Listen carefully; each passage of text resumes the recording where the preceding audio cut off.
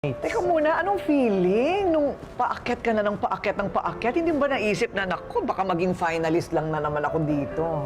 Andun yung feeling, Miss Corina, pero hindi talaga ako expecting kasi ginaguard ko na yung sarili ko. Yun nga, naku, mukhang hindi na naman to. Pero kumbaga, ine-enjoy ko na lang na dahil sa mga videos ko, kinikwento ko sa nila mama na ganito na yung nangyayari dito, ganyan. Na recognition na nakikilala ko na, ay, si Sofronio, sa tawag ng tangalan, ng gano'n. Na-enjoy ko siya talaga. Pero the pressure is there na marami akong nababasa na hindi pa nanonood yan kasi Asian, ilalaglag lang yan. Binabasa mo pa ba yung mga yun? I always read comments. Mean comments, oo. Kasi, kumbaga, comment lang nila yun eh. Oo. Hindi naman magmamatter yun. You have to, Talaga? yeah. Wow, I can't imagine na mga kapwa Pilipino mo pa ang magsasabing, nako, hindi ka pa aabot dyan. Oo, ganon. Oo. At ano lang naman siguro,